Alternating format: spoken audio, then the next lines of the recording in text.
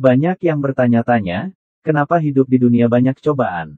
Orang yang beriman pasti akan diuji dengan keburukan dan kebaikan selama masih hidup. Hal itu tidak lain adalah untuk meningkatkan derajat kita di sisi Allah SWT, serta membuat kita menjadi pribadi yang tangguh dan penuh empati terhadap sesama manusia. Bagi orang yang beriman, hidup sejatinya adalah panggung ujian.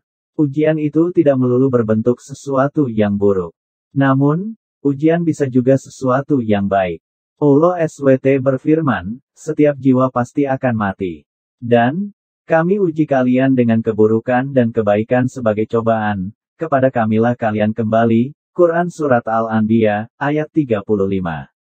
Orang beriman yang menyadari posisi dirinya dalam hidup akan melihat keburukan dan juga kebaikan sebagai kesempatan emas untuk tetap istiqomah dalam kebaikan.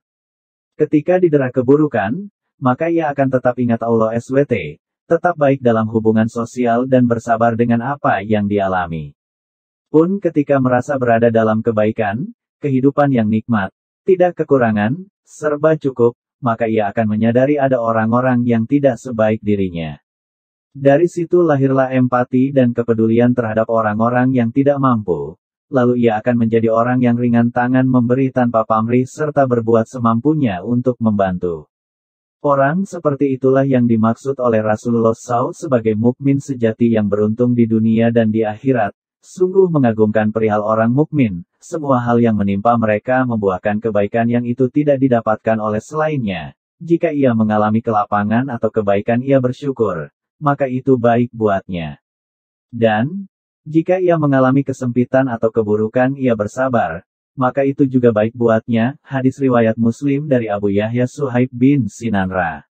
Melansir tayangan di kanal YouTube Sumber Kajian, saat ditanya jemaah kenapa hidup di dunia banyak cobaan, begini kata UAS. Orang yang sholat berjamaah, maka ia amalnya 1 tahun, akan dibalas 27 tahun, ungkap Ustadz Abdul Somad.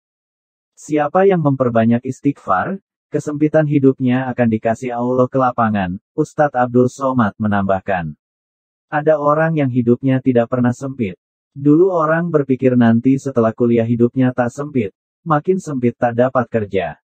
Nanti kalau sudah dapat kerja tak sempit, makin sempit belum menikah. Nanti kalau sudah menikah mungkin lapang, makin sempit tak dapat tunjangan. Nanti kalau sudah punya anak, makin sempit. Orang merasa kalau hidupnya sempit. Maka untuk menyelesaikan masalah ini, kata Nabi SAW banyak-banyak istighfar, Ustadz Abdul Somad menjelaskan. Setiap kesulitan dalam hidupnya, dikasih Allah solusi. Hidup ini tempat masalah, tempat ujian. Jadi kalau ada orang heran kenapa hidup ini banyak ujian, kau salah masuk tempat. Dunia ini tempat ujian, ungkap Ustadz Abdul Somad.